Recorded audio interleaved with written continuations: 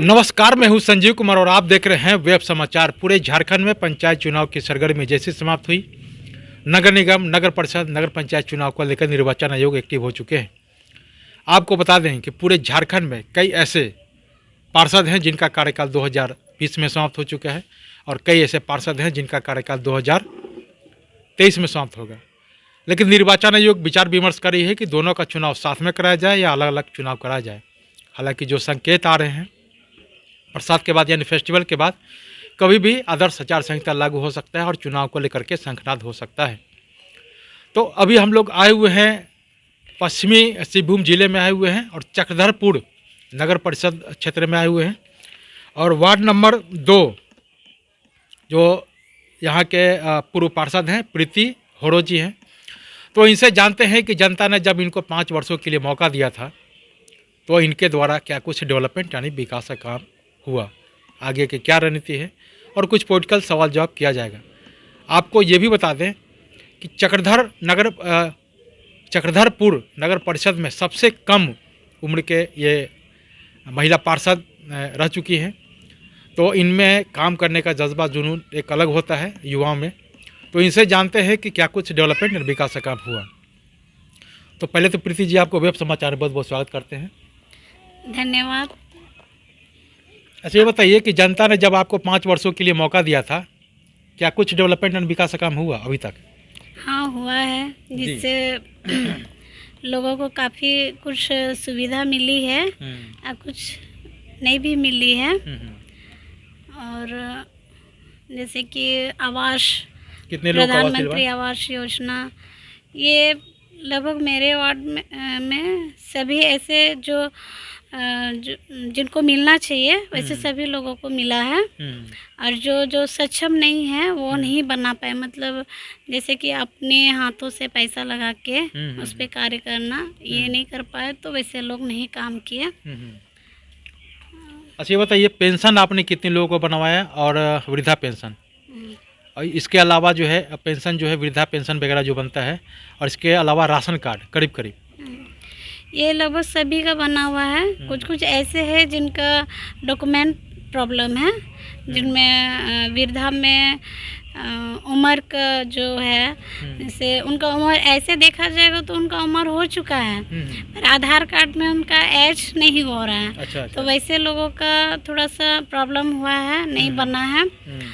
और विधवा वाला भी प्राय लोगों का हुआ है, जिसमें पहले का लोग जो ये सर्टिफिकेट, डेथ सर्टिफिकेट जो नहीं बना पाया, तो वैसे लोगों का रुका हुआ है। ऐसे हम लोग सब सीओ के पास हम लोग मांग रखे कि वैसे लोगों का भी काम हो जाए बोल के। तो करीब करीब कितने लोगों को आपने प्रधानमंत्री आवास योजना का लाभ दिया है? करीब 300 तक। 300, करीब 300 लोगों को प्रधानमंत्री आवास योजना का लाभ दिलवाने का काम किया, मतलब 5 वर्षों में। सबसे महत्वपूर्ण और ऐतिहासिक काम कौन सा हुआ जो पूर्व में नहीं हुआ था, क्योंकि आप सबसे कम उम्र के पार्षद हैं? हमारे कार्यकाल में जैसे शमशान घाट जो हिंदुओं का है, शमशान घाट में 4 दीवारें, फिर जो लोगों का हमेशा से मांग रहा था, और ऐसे, और जलापूर्ति वाला भी जो है वो सबसे जो लोगों को सबसे ज़्यादा ज़रूरत था वो सब हुआ है। यही सबसे ज़्यादा। अच्छा, आपके वार्ड की अभी वर्तमान में सबसे बड़ी समस्या क्या है? मेरे वार्ड में सबसे जैसे कि मेरे यहाँ पे जहाँ शमशान घाट है वहाँ पे कचरा डंप होता है, तो उससे लोग काफ़ी परेशान हैं बहुत। तो ये समस्या है आपके वार्ड? हाँ, ये यहाँ से जब तक नहीं हटेगा लोगों को परेशानी नहीं खत्म होने वाला, क्योंकि इससे बदबू अगल बगल में एनएम ट्रेनिंग सेंटर भी है, वो लोग भी काफ़ी परेशान हैं। और चारों ओर से बस्ती घिरा हुआ है, उसी के बीच में कचरा डंप होता है, तो उससे लोग परेशान हैं। ये जब ये हट जाने से सबसे ज़्यादा परेशानी हम लोग को लगता है कि हट जाएगा। अच्छा, जनता का प्यार स्नेह लगातार आपको अगर मिल जाता है और जनता आपको चुन लेती है, तो इस वार्ड को मॉडर्न ऐतिहासिक आदर्श बनाने के साथ साथ स्मार्ट वार्ड के रूप में कैसे डेवलप करेंगे? क्या आपका रोड मैप होगा? मेरा जो, अगर जनता चाहेगी कि फिर से ये दोबारा बने। अगर मैं दोबारा आती हूँ तो प्लानिंग के साथ में काम करेंगे। और आपका ब्लू प्रिंटिंग क्या होगा इस वार्ड के डेवलपमेंट को लेकर? किस पे आप ज़्यादा फोकस करेंगे? शिक्षा पे, स्वास्थ्य पे, रोजगार पे? शिक्षा पे तो सर हम सड़क लोग का नली अभी गली पे? हाँ, शिक्षा वाला तो ज़्यादातर हो रहा है। जैसे मेरे एरिया में वार्ड संख्या 2 में कुदलीबाड़ी, भलियाकुदर, ये 2 एरिया मेरा स्लम एरिया है, जिसमें अशिक्षित का ज़्यादातर कमी है। तो हम लोग प्रयास करते हुए आ रहे हैं ये 2014 से ही शिक्षा को लेके। तो ये सबसे अधिक मतलब शिक्षा पे हम ज़्यादा फोकस देंगे और लोगों को जागरूक करेंगे रहने का तरीका और रोजगार से जोड़ने का कोशिश करेंगे। तो कैसे ट्रेनिंग कैसे दिलवाएंगे आप युवा वर्ग को? मतलब किस तरह से ट्रेनिंग का जो है, कौशल विकास योजना है, केंद्र सरकार का योजना है, उससे अगर कोई प्रशिक्षण प्राप्त कर लेते हैं तो स्वरोजगार तो कर ही सकते हैं। तो महिलाओं को भी किस तरह से आप जोड़ने का काम करें, किस तरह से?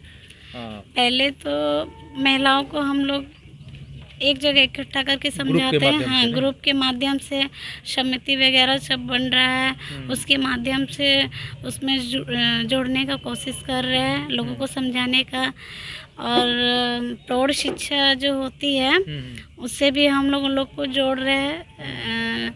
पहले भी जोड़े थे पर अभी हम लोग का वो काम रुका हुआ है।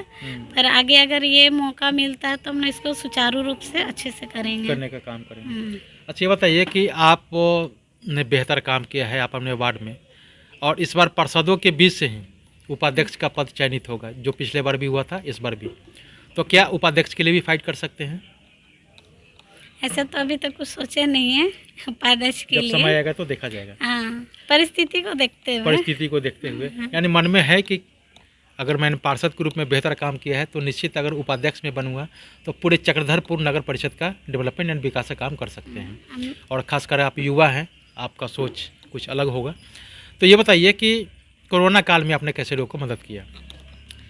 कोरोना काल में जैसे कि मेरे ही मतलब स्लम एरिया को ज़्यादातर लोगों को घर घर जाके समझाया कि सबसे पहले तो कोरोना का जो प्रकोप था उससे कैसे बचना है, उसको पहले हम घर घर जाके समझाए।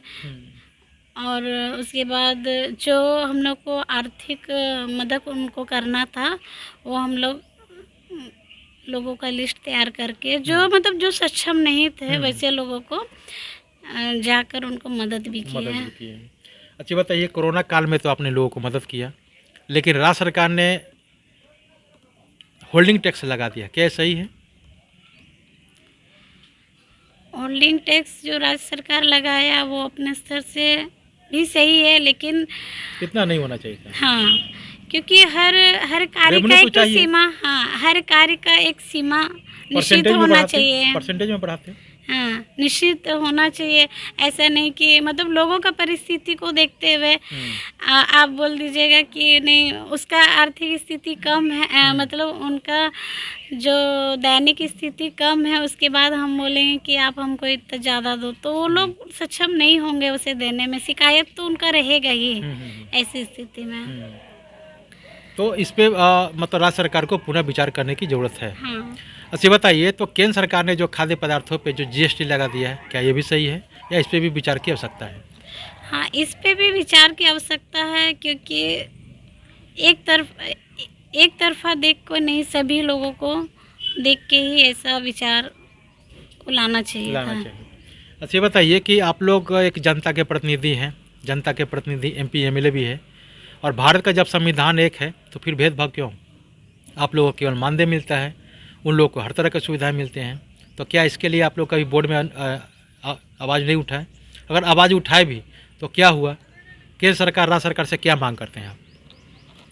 केंद्र सरकार और राज्य सरकार से मांग तो हम लोग हमेशा से बोर्ड का बैठक में भी किए हैं कि हम लोग को जो मंथली जो मिलता था वो मिलना चाहिए। जैसे कि हम लोग को 5 साल का कार्यकाल था, तो 5 साल में हम लोग को नहीं तो 1 साल जैसे ही मिला, उसके बाद तो मिला ही नहीं। और जबकि उसमें भी हम लोग का 6,000 मानदेय था, ज़्यादा इनकम भी नहीं था, तो हम लोग को देना चाहिए था। और राज्य सरकार, केंद्र सरकार को भी इस पे सोचना चाहिए था कि इनको दिया जाए, क्योंकि जहाँ पे कम। अब आप लोगों का कार्यकाल जैसे कार्यकाल खत्म हो गया कार्यकाल, तो पेंशन की सुविधा होनी चाहिए, मानदेय महंगाई भत्ता का भी होना चाहिए, स्वास्थ्य को लेकर के भी होना चाहिए। हाँ, ये सब भी होना चाहिए, लेकिन जहाँ मतलब अगर ये मानदेय ही सही से नहीं मिल रहा है तो फिर उस पे तो और ही मिलना तो मुश्किल है, लेकिन ये सब आना चाहिए। हाँ। अच्छा, ये बताइए कि हेमंत सरकार ने 1932 खतियान को लेकर पहले तो विधानसभा में बोला कि ये पारित नहीं हो सकता है, संभव है, लेकिन फिर कैबिनेट में इसे पारित कर देते हैं। क्या ये लागू होना चाहिए कि नहीं होना चाहिए, क्या लग रहा है आपको? देखिए, 1932 का जो खतियान बोला गया है, जो पंचायत एरिया है, गांव के लोग हैं, इन लोग के पास तो 1932 खतियान है।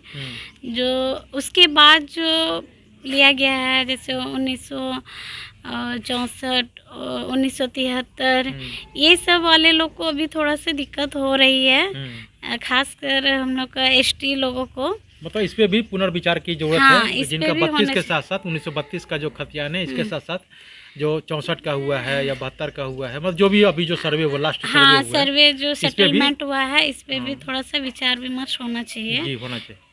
अच्छा, ये बताइए कि आप एक जनता के माफ़ कीजिएगा, आप एक पार्षद हैं और भारत के जो राष्ट्रपति हैं द्रौपदी मुर्मू, वो भी एक पार्षद से राजनीतिक करियर का शुरुआत किया और आज राष्ट्रपति बन गए हैं। कैसा लग रहा है, क्या प्रेरणा लेते हैं आप उनसे?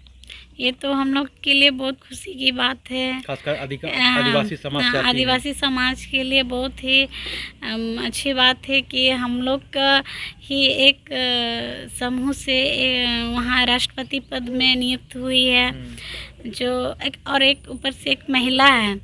तो महिला जब घर परिवार को चला सकती है तो पूरे समाज को, देश को भी चला सकती है, बशर्ते उनको अच्छी मौका उनको मिलना चाहिए। और ये हम लोग के राष्ट्रपति के लिए बहुत सौभाग्य की बात है कि उनको ये बनना चाहेंगे। अभी तक ऐसा अभी तो नहीं, आप युवा वर्ग। हाँ, अभी तक तो ऐसा कुछ नहीं सोचा है, लेकिन समय अगर साथ अच्छा दिया तो शायद हो सकता है। हो सकते हैं। कल को क्या हो ये तो हम लोग भी नहीं जानते हैं। बात है। तो आपने सुना कि जिस तरह से वार्ड पार्षद हैं, पूर्व वार्ड पार्षद हैं प्रीति जी हैं, वार्ड नंबर 2 के चक्रधरपुर नगर परिषद के, इन्होंने क्या कुछ कहा वार्ड के डेवलपमेंट को लेकर, विकास को लेकर और आगे की क्या रणनीति है, तमाम बिंदुओं पे इन्होंने अपना पक्ष बेबाक रूप से रखने का काम किया है। तो चलते हैं दूसरे पार्षद के पास, उनसे जानते हैं कि उनके द्वारा क्या कुछ डेवलपमेंट यानी विकास का काम किया गया है और आगे की क्या रणनीति है, तमाम बिंदुओं पर उनसे भी बातचीत होगी। आपने वेब समाचार में समय दिया, इसके लिए बहुत बहुत धन्यवाद। धन्यवाद आप सबको भी कि हमें आपके माध्यम से लोगों तक अपनी बातों को पहुंचाने का। तो अगर आपने हमारे चैनल को अब तक सब्सक्राइब नहीं किया है तो सब्सक्राइब कर ले, बेल आइकन भी दबाएं ताकि हर छोटी बड़ी खबरों से रूबरू हो सके। बहुत बहुत शुक्रिया।